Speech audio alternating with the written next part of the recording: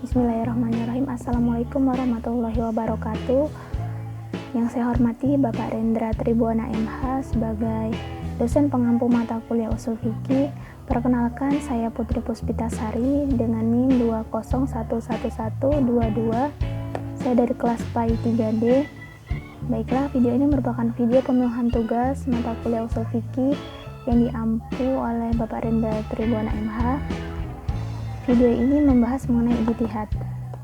Nah, ijtihad ini yang dibahas yaitu mengenai definisi ijtihad, syarat-syarat ijtihad, kemudian macam-macam mujtahid dan contoh dari ijtihad itu sendiri. Baiklah, pembahasan yang pertama yaitu mengenai definisi ijtihad itu sendiri. Jadi dalam perspektif ilmu usul fikih, ijtihad diidentifikasikan sebagai yaitu mengerahkan segala kesungguhan dan mencurahkan segala kemampuan untuk menemukan hukum-hukum syara atau untuk mengimplementasikannya.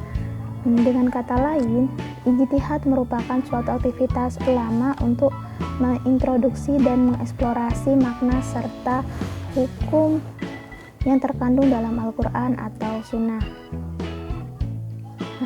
Ijtihad juga dapat dimaknai sebagai kerja secara optimal, profesional, dan progresif ilmiah guna memberikan solusi hukum yang tepat dan benar agar nilai-nilai normatif yang terkandung dalam Al-Quran dan Sunnah mampu membimbing perilaku manusia sesuai dengan situasi dan kondisi. Nah, dengan demikian dapat dikatakan bahwa pemahaman dan pengalaman wahyu ilahi dalam realitas kehidupan akan berjalan linear dengan aktivitas dan dinamika ijtihad itu sendiri. Disinilah posisi strategis dan signifikasi ijtihad dalam proses pembinaan dan pembaruan hukum Islam guna menemukan kepastian hukum. Nah, itulah definisi dari ijtihad itu sendiri. Kemudian memasuki pembahasan yang kedua yaitu syarat-syarat dari ijtihad. Jadi syarat-syarat dari ijtihad itu terdiri dari 6. Syarat yang pertama, para mujtahid. Ulama yang melakukan ijtihad haruslah menguasai bahasa Arab dan ilmu pengetahuan lainnya. Nah, yang kedua, mujtahid haruslah memiliki pengetahuan yang luas tentang asbabun nuzul ayat, Al-Quran dan hadis beserta seluk-beluk dan tafsir-tafsirnya. Kemudian yang ketiga, mujtahid perlu mengetahui dan memahami yang telah dilakukan ulama atau mujtahid sebelumnya dalam menetapkan hukum Islam. Nah, syarat yang keempat, mujtahid haruslah memahami ilmu fikih dan kaidah-kaidah dalam agama Islam. Syarat yang kelima, mujtahid haruslah memahami perkara yang hendak dicarikan ketetapan hukumnya tersebut. Dan yang terakhir, syarat yang keenam, mujtahid haruslah memiliki akhlak terpuji dan memiliki niat ikhlas dalam melakukan ijtihad.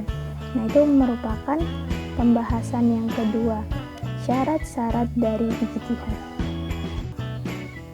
Baiklah, ke pembahasan yang ketiga yaitu macam-macam mujtahid. Nah, macam-macam mujtahid ini ada 3.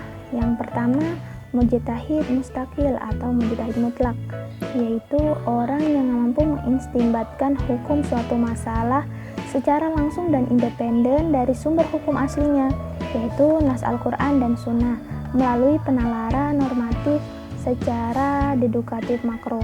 Nah, yang kedua yaitu mujtahid muntasib, yaitu orang-orang yang dalam berijtihad bergantung dan menggunakan manhaj ulama lain tetapi memiliki ketetapan hukum yang berbeda. Kemudian yang ketiga yaitu mujtahid fi al-mazhab, yaitu para ulama yang mengikuti pendapat para imam mujtahid, yang mengikuti pendapat para imam mujtahid mutlak, baik dalam hal metodologi ijtihad yang digunakan maupun dalam produk pemikiran hukumnya. Nah, itulah pembahasan yang ketiga mengenai macam-macam mujtahid. Baiklah, ke pembahasan yang keempat yaitu contoh ijtihad. Ada 2 contoh ijtihad di sini yang akan saya sampaikan. Yang pertama contohnya, Abu Bakar pernah memutuskan suatu masalah, tetapi Umar mempunyai pendapat lain tentang masalah itu, hingga Umar menghukuminya berbeda. Nah, sikap Umar itu tidak membatalkan ijtihad Abu Bakar. Nah, contoh yang kedua, Pada zaman Nabi ada 2 orang dalam perjalanan. Maka ketika itu masuklah waktu sholat dan di sekitar itu tidak ditemukan air. Maka keduanya sholat dengan bertayamum. Kemudian setelah sholat mereka meneruskan perjalanan.